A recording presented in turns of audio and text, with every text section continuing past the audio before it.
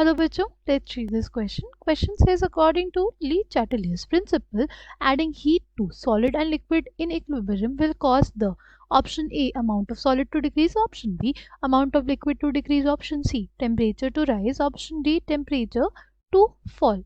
Right? Key concept for this question is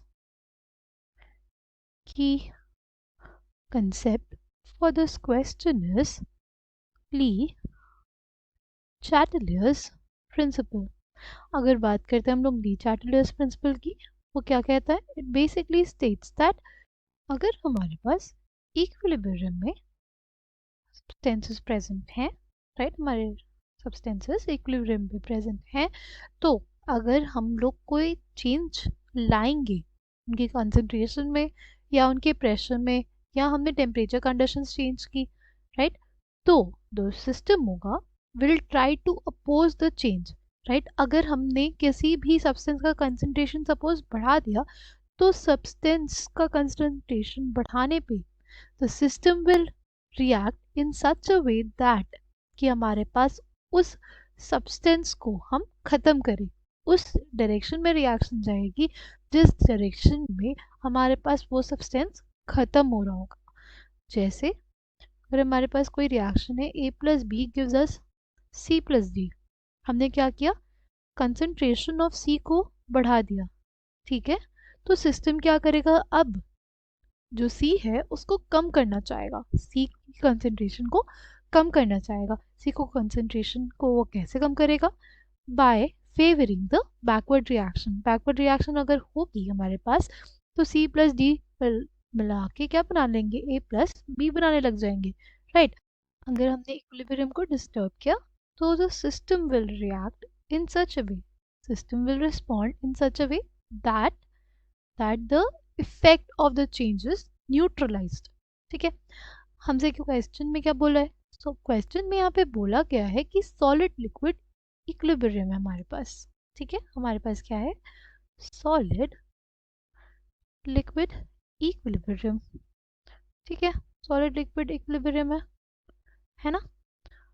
अब ये कैसा प्रोसेस होगा? क्या ये एंडोथर्मिक प्रोसेस होगा या एक्सोथर्मिक प्रोसेस होगा? देखो, सॉलिड से लिक्विड बनाने के लिए हमें हीट देनी पड़ती है, इसलिए ये कैसा प्रोसेस होता है? ये एक एंडोथर्मिक प्रोसेस होता है. कैसा प्रोसेस होता है? एंडोथर्मिक प्रोसेस, यानी इसमें हीट देनी पड़ती है, ठीक है. इसके लिए जो डेल्टा एच होगा वो क्या होगा? पॉजिटिव होगा, ठीक. डेल्टा एच हमारे पास क्या होगा? पॉजिटिव होगा. अगर डेल्टा एच पॉजिटिव है और टेम्परेचर हम लोग बढ़ा रहे हैं, ठीक है, टेम्परेचर हम लोग बढ़ा रहे हैं, तो क्या होगा? टेम्परेचर बढ़ाने पे system will try to reduce the pressure. System क्या करेगा?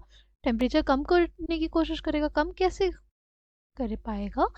कम ऐसे कर पाएगा कि हमारे पास वो हीट कंज्यूम होने लग जाए. हीट कंज्यूम होने लग जाएगी, हीट अब्जॉर्ब होने लग जाएगी, तो हमारे पास क्या बनने लग जाएगा? लिक्विड बनने लग जाएगा, राइट. क्योंकि इस प्रोसेस में बनने में हीट की ज़रूरत होती है, राइट. सॉलिड से लिक्विड बनने के लिए हीट की ज़रूरत होती है. तो जो टेम्परेचर ऐड करने की वजह से, या हीट ऐड किया जब हमने, तो वो हीट किसके लिए यूज़ होने लग जाएगी?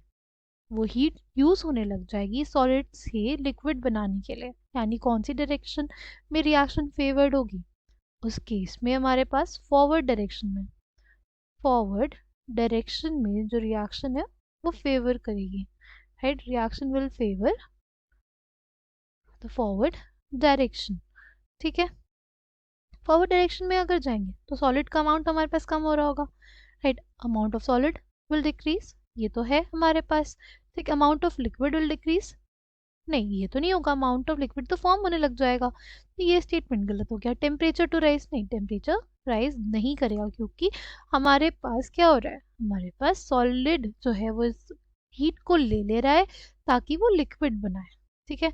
टेम्परेचर टू राइज और टेम्परेचर टू फॉल, ये चीज़ भी नहीं होगी, ठीक है. करेक्ट आंसर क्या हो जाएगा इस क्वेश्चन के लिए? वो हो जाएगा option A. I hope you understood it well. Thank you, all the best.